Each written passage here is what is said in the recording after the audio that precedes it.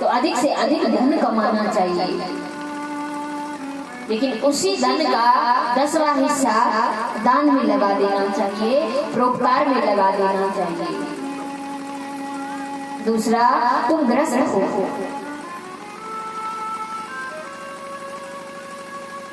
और तुम राजा हो, और राजा, एक राजा कभी भी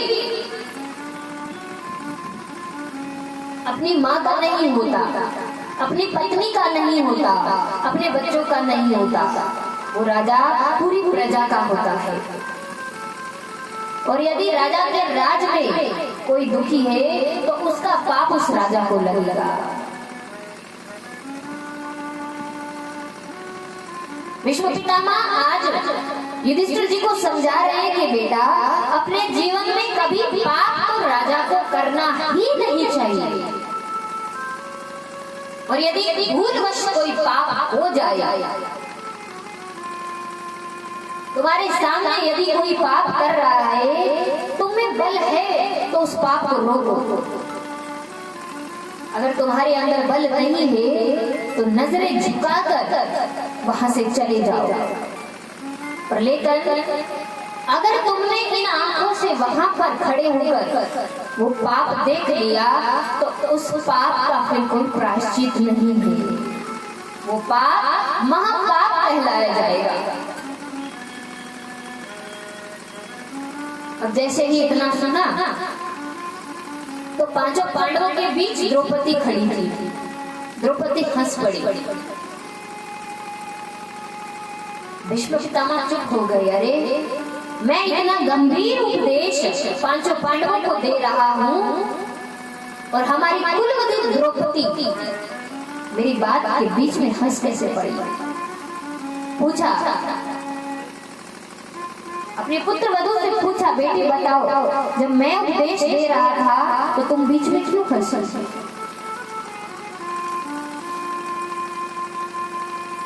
द्रौपदी ने कहा, पितामह, आज तो बड़े धर्म का उपदेश दे रहे हैं कि कभी अपनी आंखों के सामने पाप होते देखना नहीं, और यदि आंखों के सामने पाप होते देख लिया तो वो पाप फिर महापाप होगा जिसका कोई भी प्रायश्चित नहीं होगा।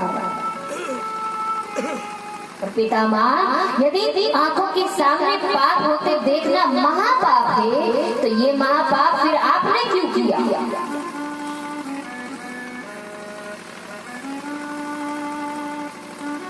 द्रौपदी ने कहा, पितामह, याद कीजिए उस क्षण को जब भरी सभा में एक रजस्वला नारी को केसों से घसीट कर लाया गया। उसी सभा में सबसे ऊंचे सिंहासन पर आप बैठे थे, और मैंने पहला प्रश्न आपसे ही किया था, पितामह, जो धर्म को बड़ा जानते हैं, जिसकी बागडोर विश्व पितामह के हाथ है, उनसे पहला प्रश्न यही किया था, पितामह, एक राजा को किसने हक दिया कि वो बड़ी सभा में अपनी कुलवधू को घसीट कर लेकर आए?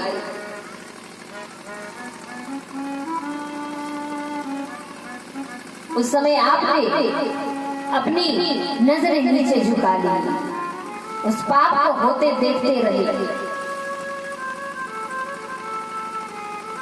द्रौपदी चारों ओर हो गई, फिर भी मन में अहंकार था। क्या अहंकार था कि औरन को पति एक मिले, मोहे 5 मिले, पर लाज रही ना। औरन को पति एक मिले, मोहे 5 मिले, पर लाज रही ना। अरे भीम बली सामर्थ्य बढ़्यो, मेरे पास कड़ो, वाने नाए कही ना। अरे दुशासन लाज बिगाड़ रहो, बड़ी देर हुई प्रभु तेर सुनीना। द्रौपदी पांचों पति के पास भाग रही है, अरे ये मेरी रक्षा करेगी।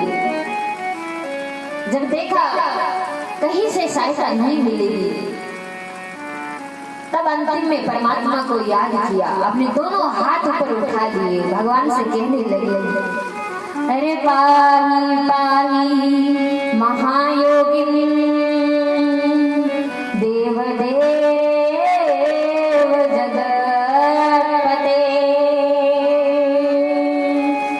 पाही पाही महायोगिनी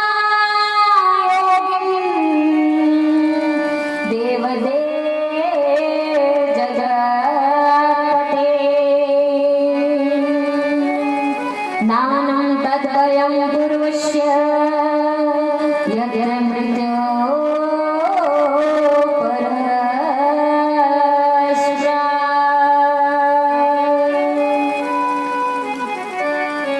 और इतिहास साक्षी है, जैसे ही परमात्मा को पुकारा, परमात्मा उसी समय वहीं हाजिर हो गए। भगवान कहते हैं, ये जीव पहले मुझे नहीं पुकारता, पहले दुनिया वालों को पुकारता है, संसार को पुकारता है। जब चारों तरफ से निराशा मिलती है, तब वो जीव आखिर मुझे पुकारना शुरू होता है। और जैसे ही परमात्मा को पुकारता है, उसी समय परमात्मा वहां पर आकर विराजित हो जाते हैं। और इसी भाव को हमारे संत जनों ने बड़े सुंदर भाव से गाया और क्या कहा, ओ मेरी असुवन भीजे साड़ी रे आ जाओ कृष्ण मुरारी रे, मेरी असुवन भीजे साड़ी रे आ जाओ कृष्ण मुरारी रे, मेरी असुवन भीजे साड़ी रे आ जाओ कृष्ण मुरारी रे।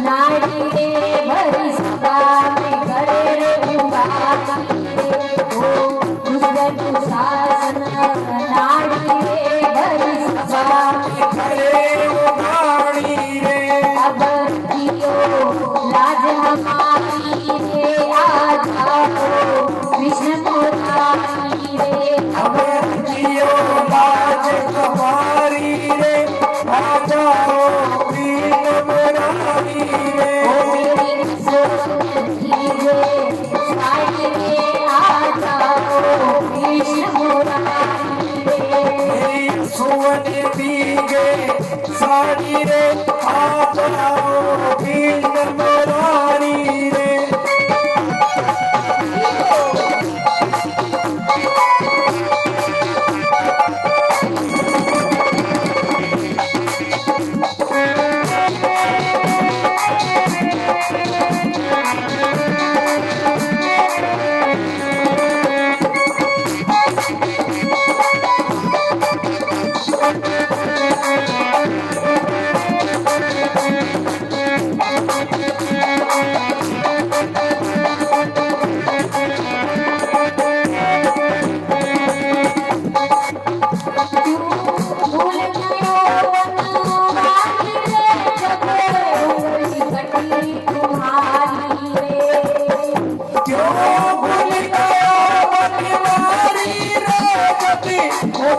कटी गई तारी रे, भूल गयो तुम्हारी रे, कटी तुम्हारी रे, भूल गयो तारी रे, सदियों मेरी कटी गई तारी रे। पानी रे साड़ी रे आ जाओ कृष्ण मुरारी रे, पानी रे साड़ी रे आ जाओ कृष्ण मुरारी रे, मेरी सुवन दीजे साड़ी रे आ जाओ कृष्ण मुरारी रे। मेरी सुवन दीजे साड़ी रे आ जाओ कृष्ण मुरारी रे।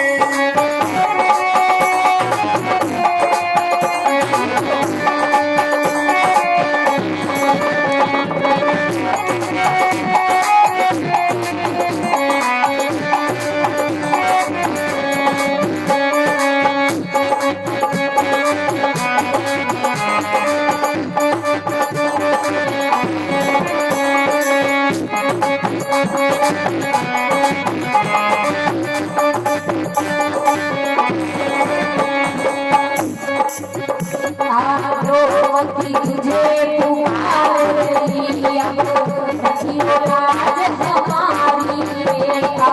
द्रौपदी तुझे पुकार रही अब रखियो लाज हमारी रे। मैं तो लागू है तुम्हारी रे कृष्ण मुरारी रे।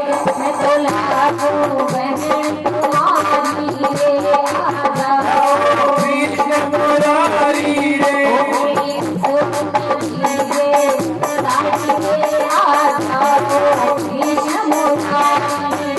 मेरी सुवन दीजे साड़ी रे आ जाओ कृष्ण मुरारी रे।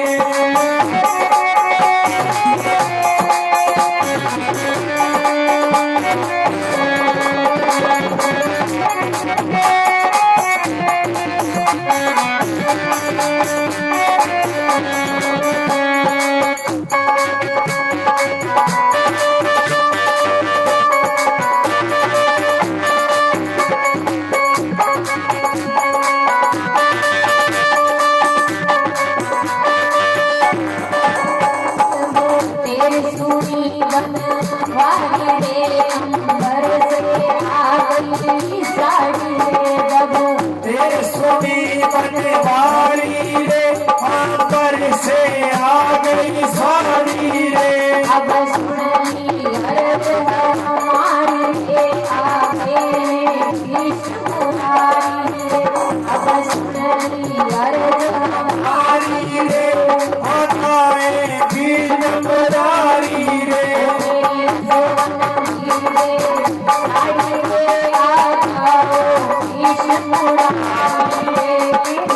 सुवन दीजे साड़ी रे आ जाओ कृष्ण मुरारी रे। आ जाओ कृष्ण मुरारी रे।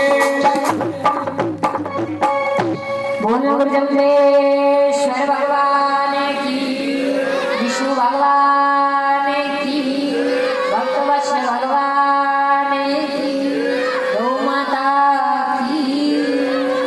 आज की कथा को यही विराम देते हैं। आगे की कथा आपको कल सुनाई जाएगी।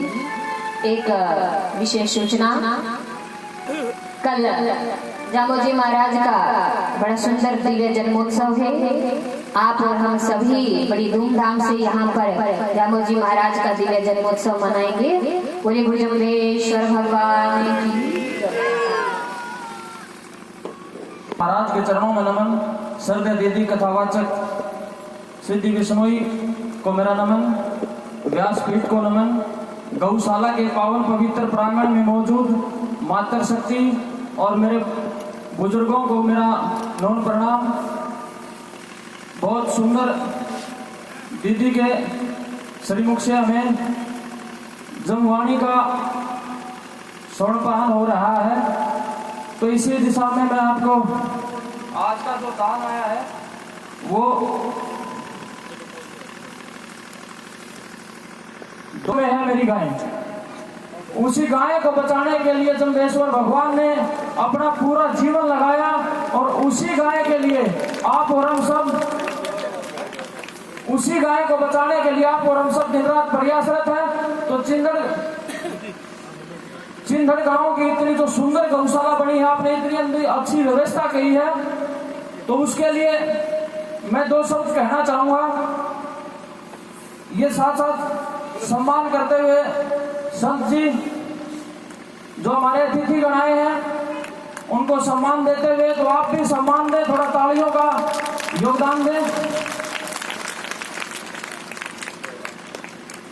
मंतूराम सरपंच भाड़ा गांव से, लीलूराम गोदारा सहारनपुर से, गौशाला कमेटी एमपी रोहिया, सीताराम जी सियाग कुंभर से यहाँ आए और व्यासपीठ से सम्मान अर्जित करें।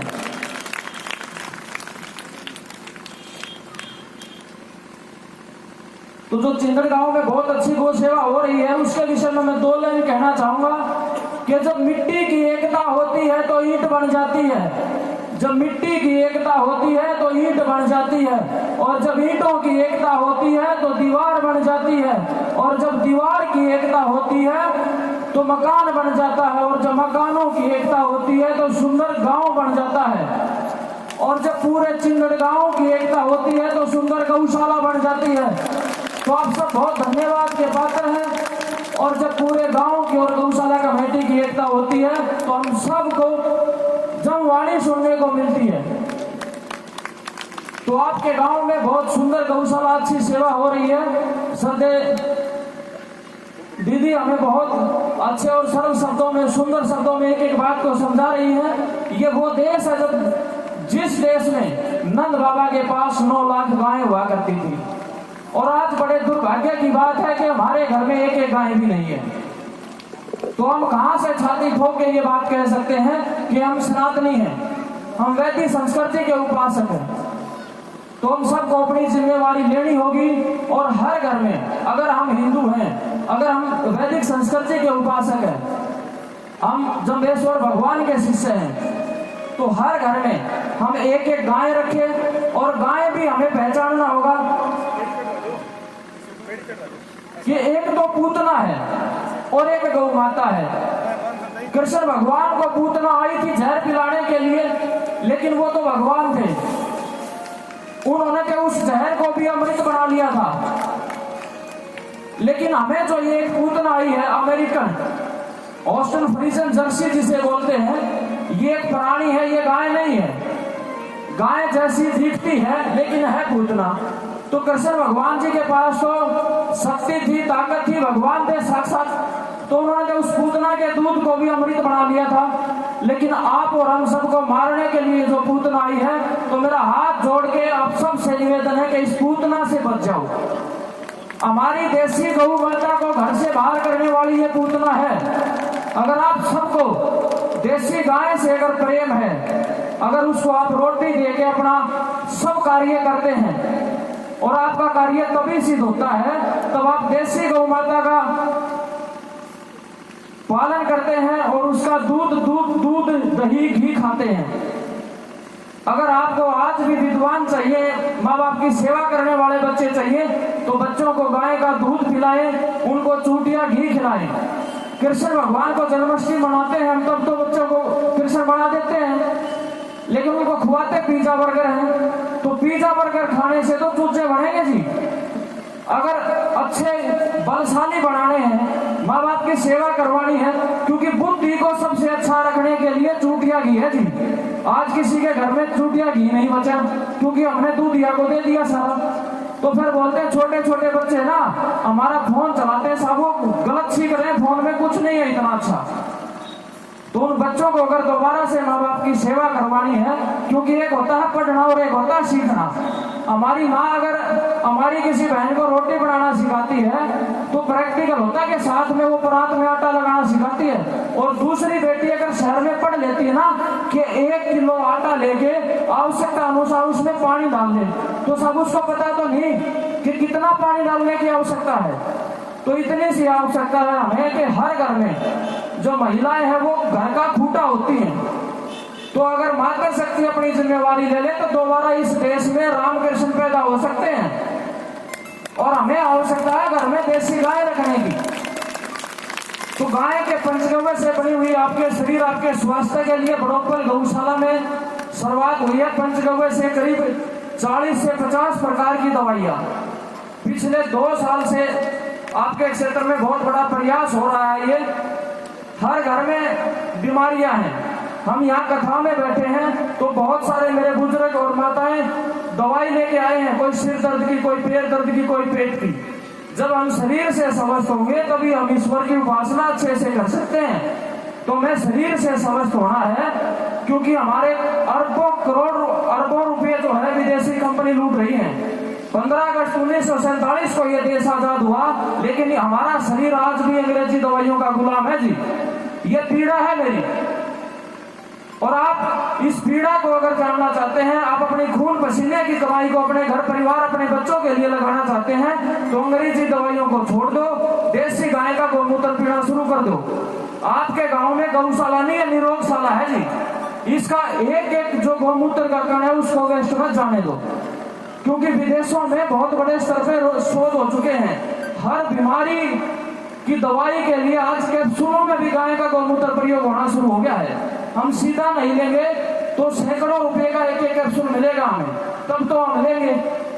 तो आज आप अपनी गाय को बचाने के लिए जितनी जरूरी उसको सुबह रोटी देनी है, इतना ही जरूरी है उस गाय को घर में पालना और पूतना और देसी गौ माता की पहचान करना, और उसके साथ उस गाय का दूध, दही, लस्सी, घी प्रयोग करना। जिस घर में गाय नहीं है, गौशालाओं में फिनाइल बनती है, अपने घर में फिनाइल प्रयोग करो। सुबह सुबह भगवान की आरती पूजा पाठ करते हो तो गाय के गोबर से बनी धूप अगरबत्ती का प्रयोग करो। और भी घर में हम जो मूर्ति स्थापना करते हैं तो गोबर के गणेश बनाए हैं बड़ोपल गौशाला ने। अभी अगले महीने वहां कथा होगी तो सबको मिलेंगे।